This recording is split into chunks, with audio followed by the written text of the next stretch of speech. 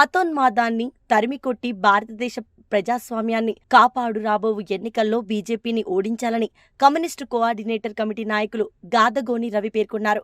మతోన్మాద కార్పొరేటర్ నియంతృత్వ అవినీతి దాన్ని బీజేపీని రాబోవు ఎన్నికల్లో ఓడించాలని కోరుతూ వరంగల్ పోచం మైదానం నుండి రైల్వే స్టేషన్ వరకు భారీ ఎత్తున ర్యాలీ నిర్వహించారు.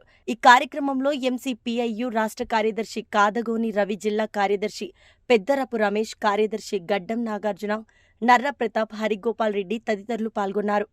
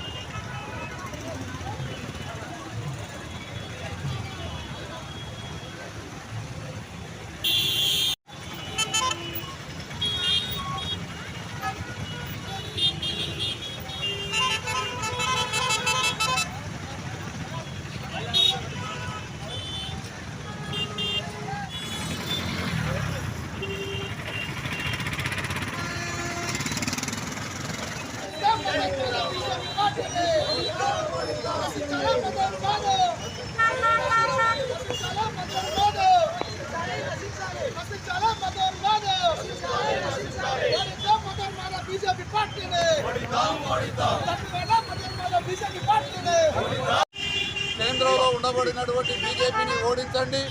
బీజేపీ అనుసరించేటువంటి నూతన ఆర్థిక పారిశ్రామిక కార్పొరేట్ విధానాలను ఓడించండి. బీజేపీ అనుసరించే మతోన్మాద ఫాసిస్ట్ విధానాలను ఓడించండి.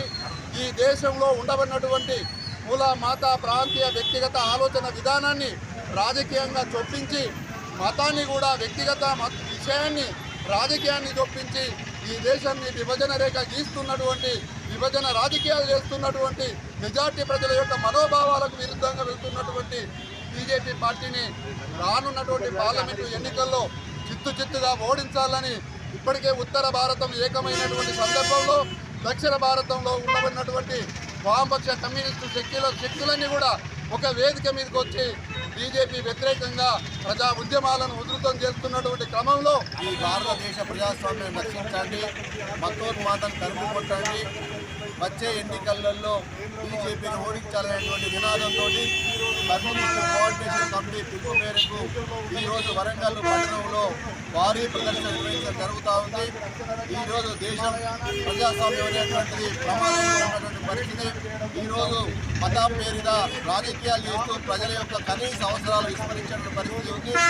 ఈ సరిహద్దుల్లో రైతాంగం లక్షలాది మంది, వేలాది మంది పోరాటాలు చేస్తున్నప్పటికీ పట్టించుకున్నటువంటి మోడీ ప్రభుత్వం దాని మతం పేరుతో మాత్రం గుళ్ళు గోపురాలని చెప్పేసి అని చేస్తున్న పరిస్థితి ఉంది.